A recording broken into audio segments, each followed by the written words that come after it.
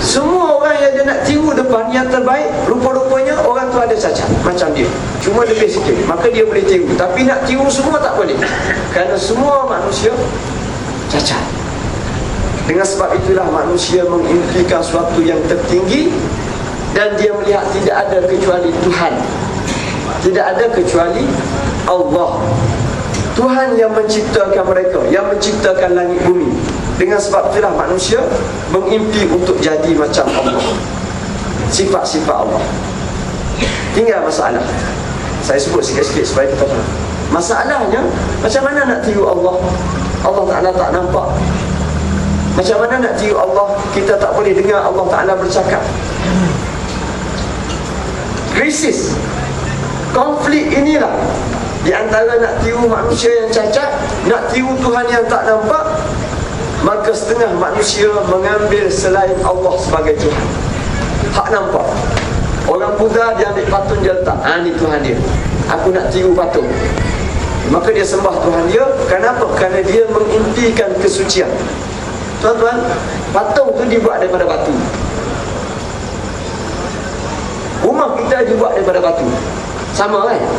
Cuba tuan-tuan tak, satu patung, satu batu. Beritahu orang bukan Islam yang sembah patung ni, cuba kau sembah batu, dia tak akan sembah. Dia akan sembah patung. Dia tanya dia, apa beza patung dengan batu? Dia kata, batu ni batu buat rumahku, patung ni suci. Tuan-tuan nampak tak? Patung ni suci, aku sembah dia. Maknanya dalam tubuh dia mengimpikan sesuatu yang suci. Nak tiru Perdana Menteri tak suci, maka dia tiru patung, dia sembah patung. Ini asas ketuhanan asalnya. Ini konflik yang berlaku pada manusia yang mengimpikan kesucian. Tapi Islam tolak. Kita tak betul. Nabi Ibrahim datang, Nabi Nuh datang, beritahu manusia tak betul. Kamu nak suci, tak, bila kamu buat dosa, kamu rasa berdosa, kamu pergi sembah patung, tak betul. Kenapa? Patung ni batu. Batu tu lebih teruk daripada kita. Sebenarnya tahu apa, orang buat apa, orang berzina depan dia pun dia betul gitu. Itu batu. Takkanlah batu tu suci. Jadi yang betulnya Allah. Manusia tanya, Allah macam mana tak nampak, aku nak tiru. Nak tiru tak nampak. Ini tu apa semua. Pada masa ni kita tak boleh kata apa. Sebab itu hak Allah. Untuk dia nak tunjuk, dia nak beritahu, dia nak bercakap dengan kita, itu hak Allah. Allah Ta'ala nak bercakap pada Nabi Musa, dia bercakap. Dia kata, kenapa Allah Ta'ala tak bercakap dengan kita? Tak boleh tanya, kenapa? Itu hak Allah. Tetapi tuan-tuan semua, Allah Ta'ala adalah Tuhan yang Maha Rahman, Tuhan yang Maha Kasihan Belas. Dia tahu masalah manusia, sebab dia yang menciptakan kita.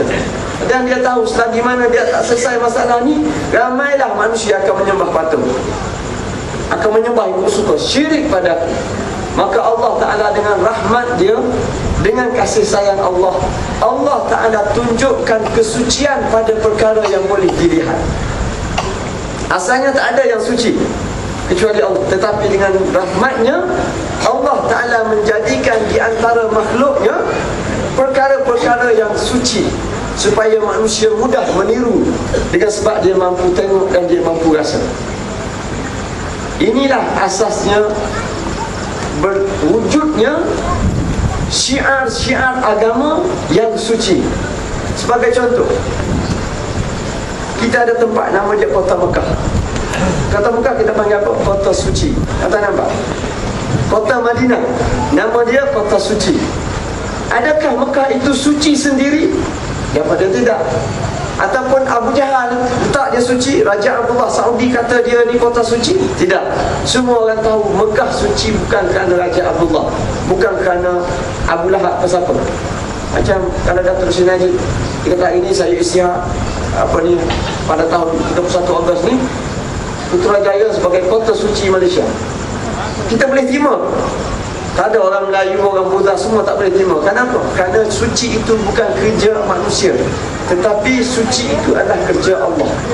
Walaupun kota Mekah itu tidak lebih baik daripada Kuala Lumpur, tetapi dengan sebab Allah Ta'ala menyucikan kota Mekah, maka manusia suka untuk pergi ke Mekah.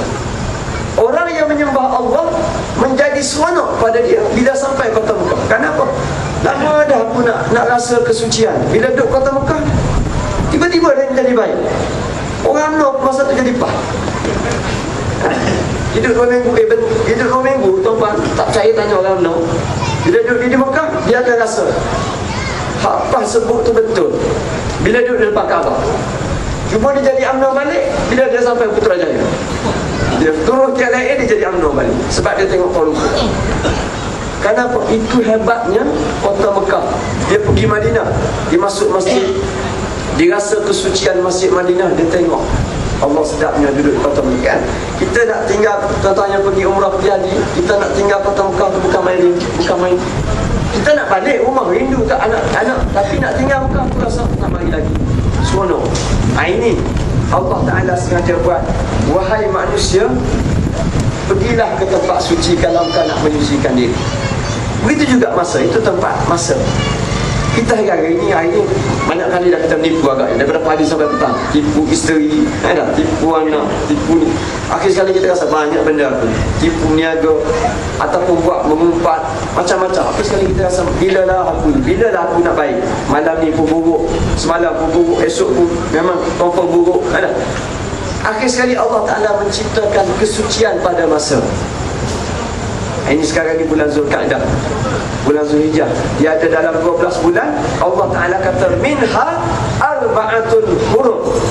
Daripada 12 bulan ada 4 bulan yang suci. Ada 4 bulan yang suci. Maka orang masuk bulan ni, dia akan rasa nak buat amal ibadah.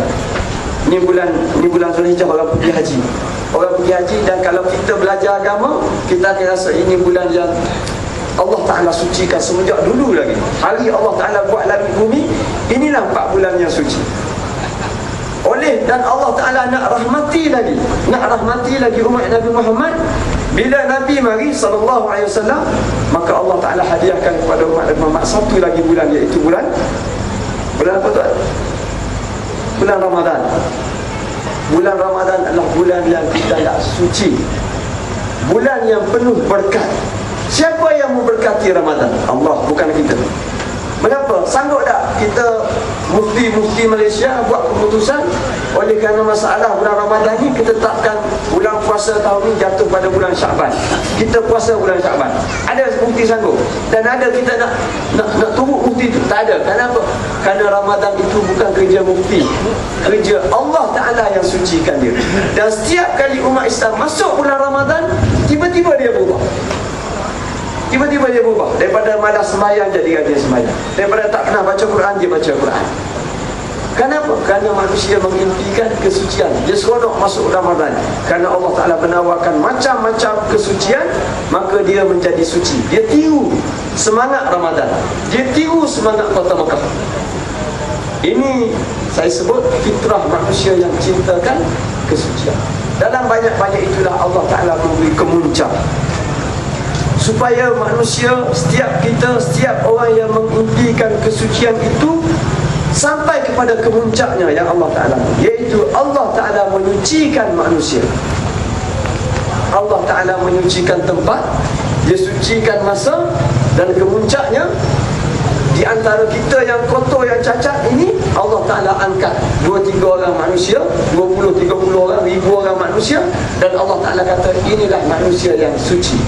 Wa rafa'na laka dhikrak, alam nasrah laka sadrak. Wahai Muhammad, tidakkah aku sucikan, aku bersihkan jiwa engkau? Pasal apa?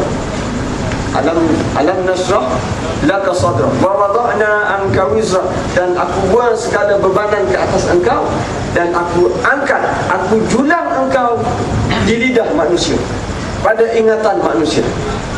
Wallahu ya'simuka minan nas, dan Muhammad, Allah Ta'ala menjaga engkau daripada keburukan manusia. Maknanya Allah Ta'ala jaga Muhammad daripada perut mak dia lagi, Siti Aminah, suci, lahir dalam keadaan suci. Dan kekotoran yang mengelilingi Nabi Muhammad di kota Mekah, Allah Ta'ala kata kekotoran itu tidak mampu untuk menyentuh engkau, wahai Muhammad. Walaupun tubuh engkau, apatah lagi hati, ataupun apatah lagi jiwa engkau suci. Maka tuan-tuan semua, di hadapan kita wujud kesucian, bukan Allah. tetapi Allah Ta'ala, bukan hanya Allah, tetapi Allah Ta'ala tunjukkan orang yang boleh dilihat, boleh didengari, boleh kita berkawan dengan dia, kita baca sirah dia. Dan Allah Ta'ala kata seluruh hidup Nabi Muhammad dan para Nabi, seluruh hidupnya adalah suci. Maka tirulah kesucian itu. Jangan pergi pada patung-patung, jangan pergi kepada orang yang kotor sebagai Tuhan. Jangan sembah Fir'aun. Fir'aun itu kotor, walaupun Fir'aun mengaku dia Tuhan. Pergilah kepada Nabi Muhammad. Dia bukan Tuhan, tetapi dia adalah suci kerana dia telah disucikan oleh Allah Subhanahu Wa Taala. Jadi tuan-tuan nampak, walaupun Nabi Muhammad saya sebut tadi, dia ni orang Arab, tetapi dan dia ni dah 1400 tahun tak ada hubungan dengan kita, tapi tiba-tiba masuk dalam hati kita, dia ni terlalu mulia, kita rindu dia. Orang cerca dia di Amerika, kita bangkit, kita marah. Kenapa? Kerana kena dengan fitrah umat Islam, iaitu umat Islam mengimpikan untuk meniru yang terbaik. Maka Allah Ta'ala kata apa? Laqad kana lakum fi rasulillahi uswatun hasanah.